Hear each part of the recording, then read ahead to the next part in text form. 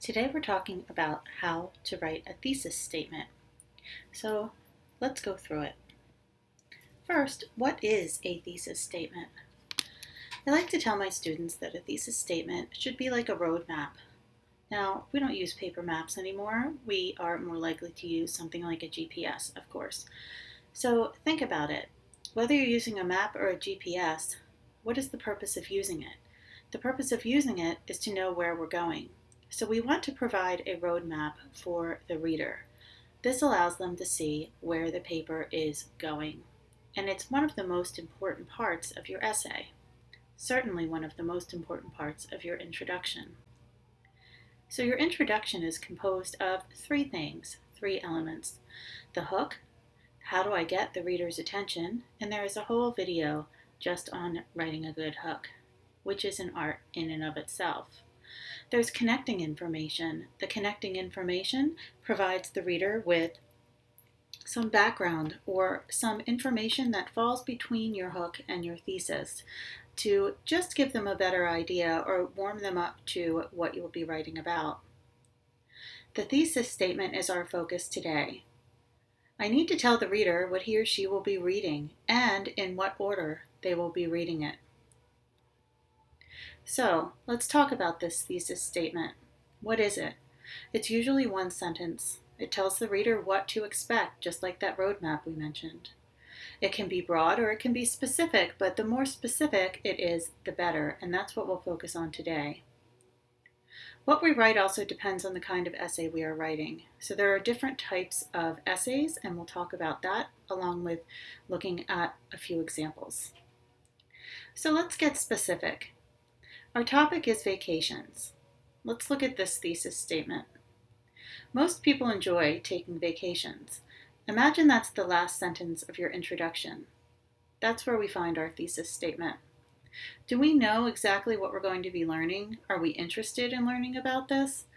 You don't want your thesis statement to be something that's so kind of well known that people really aren't going to be interested in reading about it, and we might not even have much more to say about it.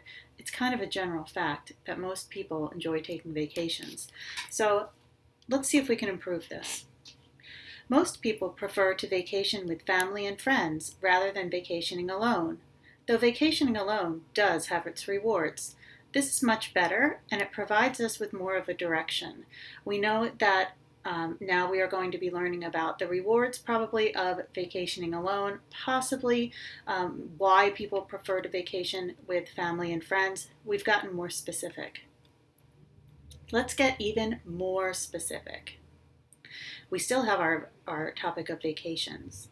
Though people prefer to vacation with family and friends, vacationing alone does have its rewards, such as freedom of location, little to no conflict, and total relaxation. This is the one.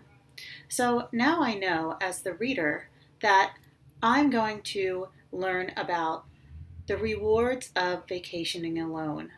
In particular, freedom of location, little to no conflict, and total relaxation that is involved. The reason we want to write in a particular order in our thesis statement is to allow the reader to know what's coming next. If we were doing a 5-paragraph essay on this, body paragraph 1 we know would talk about freedom of location because it's mentioned first in the thesis statement. Body paragraph 2 would talk about little to no conflict involved. We're probably not fighting much because we don't have anyone else with us, and that's mentioned second in our thesis. Body paragraph 3 will focus on total relaxation, again because that is mentioned third. This is where that road map comes in. Remember, we want to tell the reader where they're going, where the essay is going, and in what order. Now, as I mentioned before, we can write for different purposes, and our thesis will reflect this. We might write to inform or explain. We might write to argue, or we may write to analyze. So, say we're writing to inform or explain. The life of the typical college student involves mainly studying, going to parties, and eating unhealthy food. So now we're talking about college students. This would be a thesis statement that would just explain, kind of provide more expository information on what students do during their typical college years.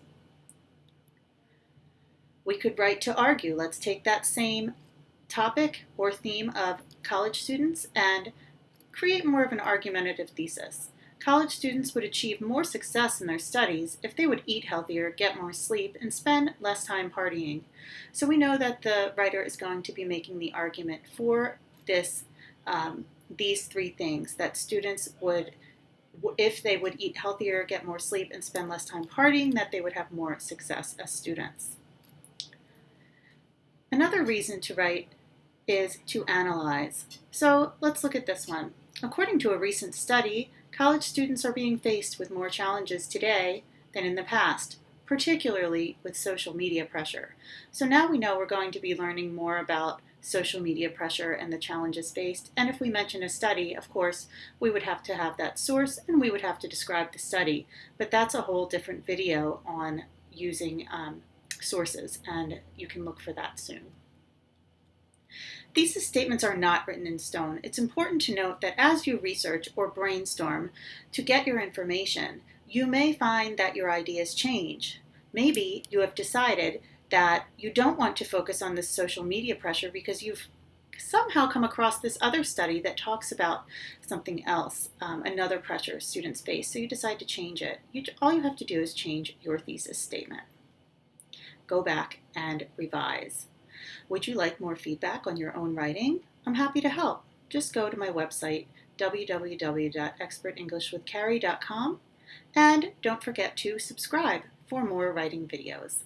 Thank you.